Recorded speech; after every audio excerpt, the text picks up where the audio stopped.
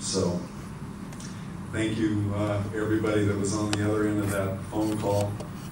Many of you probably saw that, I'd go 0 for 3 on people answering on the other end. But I always found somebody, so thank you for always being on the other end of the phone.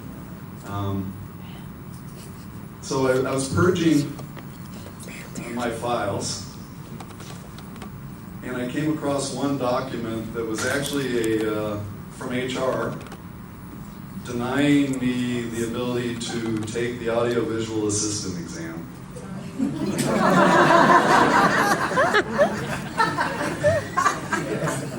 That my work experience when I was on loan as a junior engineering technician to graphic services was not official out of class, and therefore I didn't qualify with my experience to take the exam.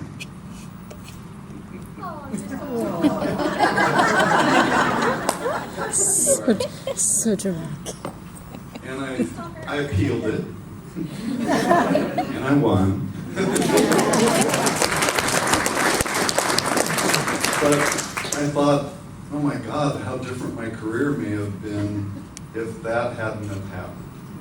Because that exam led to 28 years in graphic services, and my heart, being a creative person, allowed me to work in that area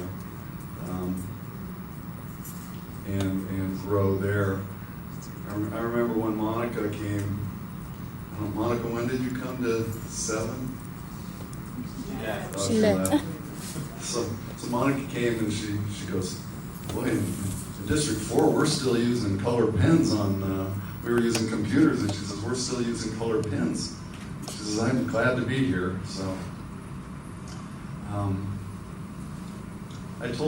I had a chance to meet with the Division of Admin, and I told them my vision about customer service and being a civil servant, and to embrace the service aspect of that.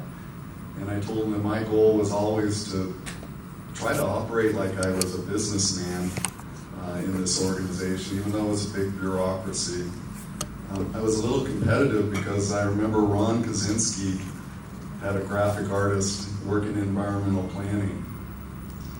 And I thought, I want that position, and I want to do that work, and I'm going to do everything I can to provide a service that everybody wants to come here and get our work done and get the resources and buy the equipment. And finally, I think I put you out of business over there. They had a color copying contract. They were sending color copies out for, I don't know, $1.75 a page or something like that. Pennies on the dollar. So. And that drove me to go, you know what, we need to do this in-house, and provide that service. So I did that.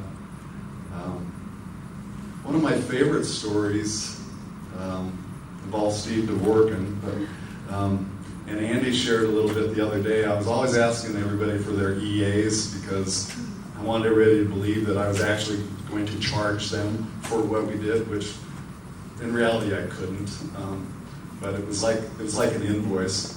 So at some point I got tired of trying to manage priorities, and they were always changing because we had a lot of different customers, and I always said, it takes us 30 years to build a freeway, but every job that comes into this office is, I need it tomorrow.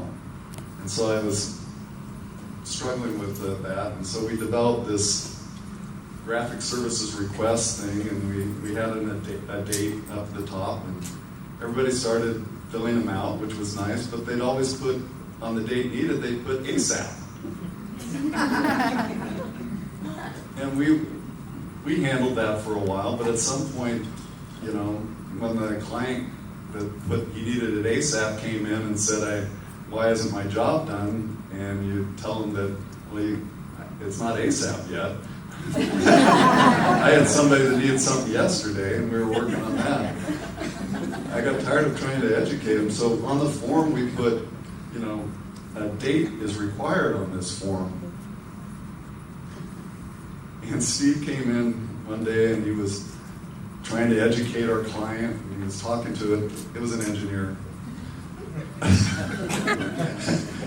and Steve goes, I told him we needed a date on there. And I said, good, thank you for that. And he says, well, he asked me what date I should put on there. And I said, I don't know, it's your project, you tell us. You know, just don't put ASAP. And he goes, well, what date should I put? And Steve says, well, any date will do. Well, I got the work order, and up at the top he wrote, any date will do.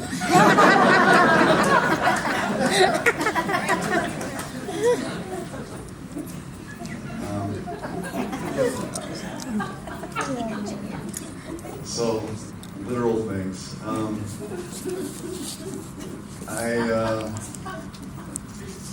I look around the room, you know, Miss Smith, you know, Stephanie, I look around, I knew you when we were both children. I think of, I can't help but reflect on things, and if anybody asks me what my least favorite thing to do here, and I would have to say paper timesheets. With paper timesheets took a day, and you need an electric racer to work on them and fix them and stuff. And the day we went to the internet and we had that application was just a godsend to me. I think of the days, you know, in reprographics. You know, we were using printing presses, and you'd go down there and you'd have smells of acetone and ink and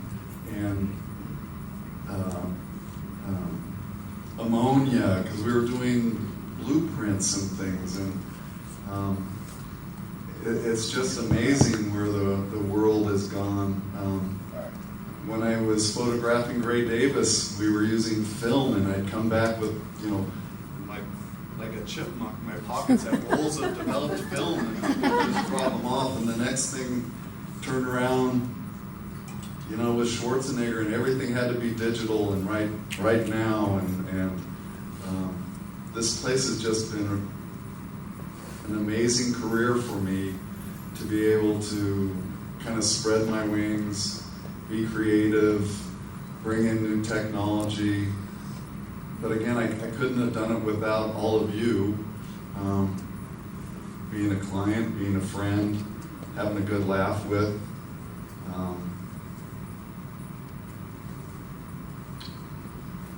It's just been a wild ride. Like Ron said, I got to see every part of California. You know, I got to travel the world a little bit, which is kind of weird in itself. So after, and I reflect with the maintenance guys. You know, they've got this thing they call, what's the stormwater group, Debbie? I mean, it's an actual group that they inspect culverts with cameras. Well, when I started in traffic ops, they loaned me to graphic services for my out-of-class assignment. And then they took me back, and I worked with these guys, I don't know, Flip and Flop. I don't know if any of you guys remember Flip and Flop. Phil Guy, Phil Brown, Dick Leonard. We were doing CCTV cameras on the truck stops, but they developed a sled with a CCTV camera on it, and they would use lengths of galvanized conduit and put them together and shove them down the culvert with all the camera cables and stuff.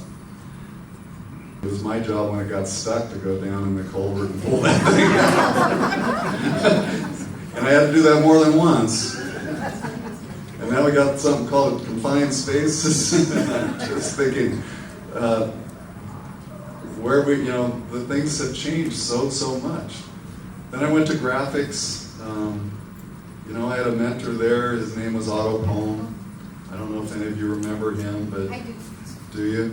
Yeah, Otto was quite the authoritarian. At that time, my wife and I were commuting together, and she worked for an organization that they actually paid a punctuality bonus if you got to work on time, and she worked in Vernon. She managed to get to work on time every day, but I never got to hear on time from there. We could never manage to get her there early. So Otto come in and he'd be looking at his watch when I come by, because you had to walk by his desk when you came in. And that was back in the days when there was like one phone for a whole group of people. So we didn't have cell phones in those days, so people would call you and you'd have to go sit in front of Otto's desk and have a conversation with somebody. Obviously, it was very short. Ruth Brown, I don't know if people remember Ruth Brown, but she was like a mother to me here. So maybe that's where I learned, if what you guys are saying is true, maybe where I learned some of that compassion, some of the discipline that Otto instilled in me. And then, 28 years in an organization, I feel like Kobe Bryant a little bit. He played for one team, and I feel like I played for one team, and stayed in graphic services for 28 years. And I actually tried to promote a few times, different districts, and it was Bill Reagan that came to me one day, and he says, when you interview, you got to try to convince somebody that you don't love your job so much and you actually want to stay where you are, because nobody wants to promote you. They don't want to ruin your life, You convey that you love it so much, and that's the truth. I loved doing graphics. Another story, so everybody says I was in my office working. I don't remember that aspect, but there was a gentleman named Russ Snyder, and he was one of our press information officers, and he was responsible for Inside 7. And he was a taskmaster, and he'd come up, "Are you working on my article? Are you working on my article?" So finally one day I figured out that I could do a screen grab of Inside 7, and I could put it as my desktop image. And every time Russ came in, I would close all my other applications that I was working on, and there was Inside 7. And he'd come in and he goes, "Oh good, you're working on Inside 7.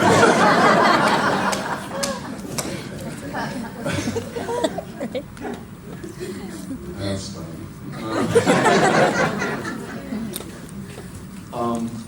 Those of you that are staying, I just encourage you, change is coming. We met with the engineers that are going to go through the rotation, and I expressed that, we can't afford to do things like we've always done them, and we've got to be more efficient, we've got to be flexible, and we've got to accept change. And it's not always easy, but I know we can do it. And bless Margie Tilly's heart, I'll share another story. So the first computer we got was, what drove that was we had these word processors, and they were these dedicated proprietary word processors, and they could print those, what they typed in, out, but then they had to carry it to somebody else who would have to retype it for whatever their need was. And I wanted to connect that so that we could work on environmental impact reports and add graphics to them rather than the old school way. And finally got the computers in, and I remember IT. I had to do a feasibility study, and I did it behind Otto's back because he wasn't supporting the new technology. So I did this feasibility study, and when he went out, in came the computers.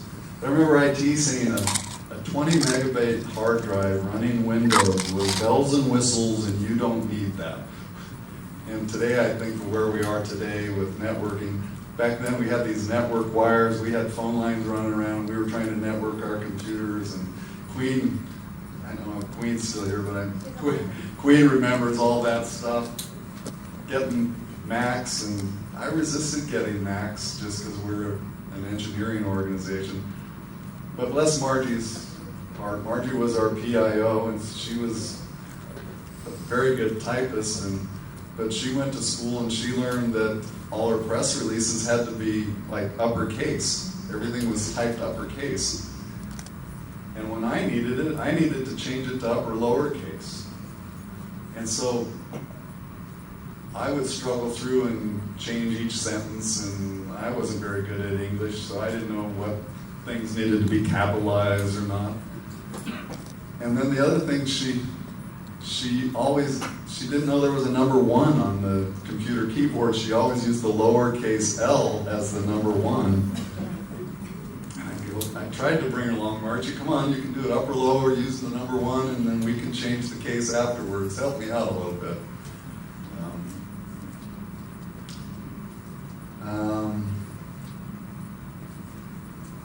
I can only reflect on, it's been a wild ride with dealing with, the Olympics in this area, earthquakes, watching this opening the 105 freeway. It's just been an amazing place to work. And when I see people that are coming here from other agencies, and I know a lot of you from admin now have worked at other agencies and you're here now. And even in HR, we've had someone leave and they came running right back. This is a great place to work. It's a lot because of the people. But the work we do relates so much to the people we service that it really impacts their lives. And that means a lot to us and to being a civil servant. Fast forward to the opportunity I got to have as being the admin deputy. Doug Failing and Raja gave me the opportunity to try this out. In some ways, careful what you ask for. That duty statement wasn't always that loaded part at the end. Other duties as required. It's kind of a loaded thing. But I always tried to make it a job that I was actually providing a service and helping people out, and I owe a lot of my success, Michelle and Ashley over there coming down and telling us we can't do things, and ended up tearing down the materials lab and doing desk audits. You guys were there. It's been a pleasure to have you by my side and watch you guys advance. Ruben, you're always there. I appreciate that. But I gotta tell you, one of my favorite little people is Yadira Garcia over there.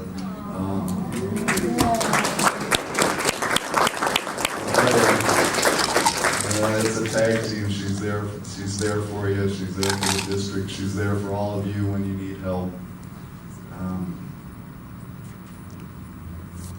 looking around. The guys over there in maintenance, thank you for representing those guys. I had a great time hanging out with you guys and getting to finally work with that organization, just not watch it work. Out there day in and day out, and people coming at you and throwing things at you.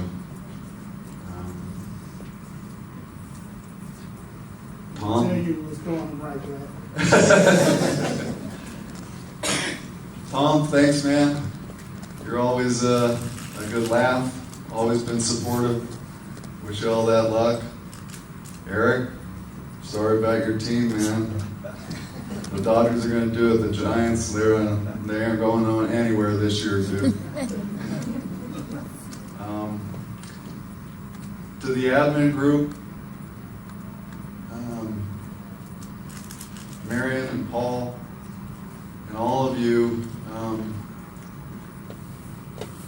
Maybe to a fault, I let some of my other duties as required take me away from the attention that admin needed, visioning. But you guys allowed me to do that, and I hope that what my peers shared was somewhat comforting, and that I was trying to help the district. It may have been not in the basics, business management and the budget shop, but you guys were there and you kept those things going for me so that I could focus on different areas. So I totally appreciate that of you. So thank you very much.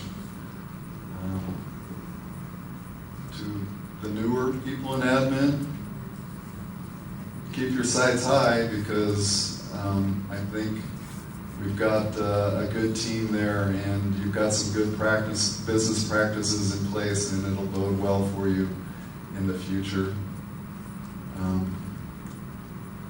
I've got to work with generations of people. Charlie, I worked with Charlie's grandmother, or for Charlie's grandmother, and then beside Charlie's grandmother.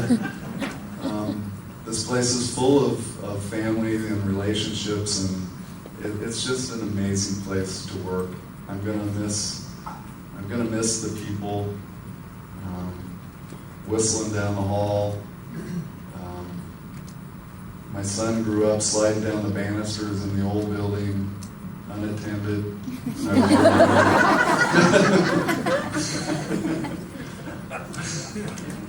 But he's got some fond memories of this place. I don't want to sound really Eeyore-ish. Don't do it. I'm really excited for myself. And when we talk about succession planning, I think part of that's knowing when it's time for you to move on. And for me, it's that time. I've had a great career, 38 years.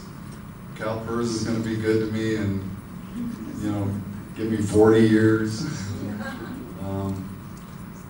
One of the things that Phil Geib told me when I first started, he goes, dude, if you're going to get out before 5 years. If you're in for 5 years, you're vested and you will go nowhere. You will be here forever. Well, he was right. He told me that and told me every Denny's in the LA County area and how to do my TEC with those receipts too. So. To Carrie and Shirley, one thing about being Kobe Bryant is, you're standing here and you're standing in the locker room, and it's a blessing to have other people walk into your locker room with experiences from other places, and to be able to learn from them that, yeah, we do it that way in District 7, but to be able to listen to you and hear, oh, you know what, there's another way, and let's try this one. It may be a good way. I know Carrie got tired of me saying, I'm trying to find north, I'm trying to find north. And the reality is, when I took this job, Doug and Raja had been here for a while, and I thought, okay, I can live this for a couple of years, and they aren't going anywhere, and it's going to be stable up there, and the next thing I know, I don't know how, 5 district directors later, and you each had a different management style, each had a different way of dealing with our partners, and it did take a little getting used to how we were going to represent ourselves. But Carrie, you brought a fight to this district, and as far as I'm concerned, when we always looked at District 4 being the bigger district, you brought this, District 7's the bigger district. We've got more stuff going on here. This district deserves all the things that District 4 has, and Carrie, you fought for that, and you provided opportunities for many of our employees for succession planning and for upward mobility, and you fought for it here in the district, so I'm thanking you for that. I appreciate that. Thank you.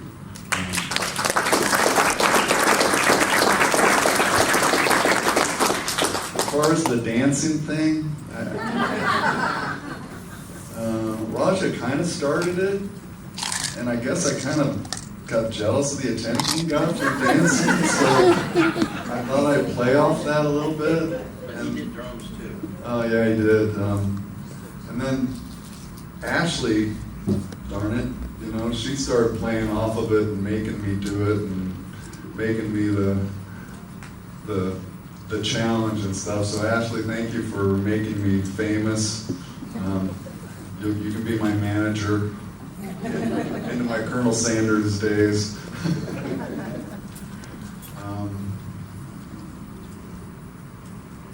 And Paco, I was remiss in remembering doing the old man dance, but thank you for letting me do that. That was a fun time.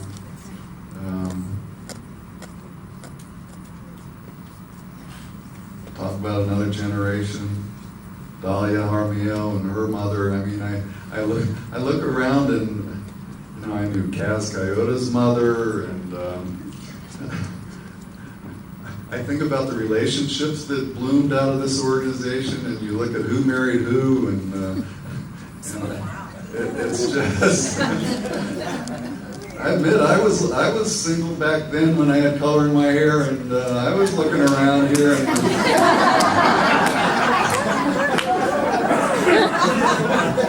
I don't know if it's a blessing or a curse, but I didn't marry in the family here.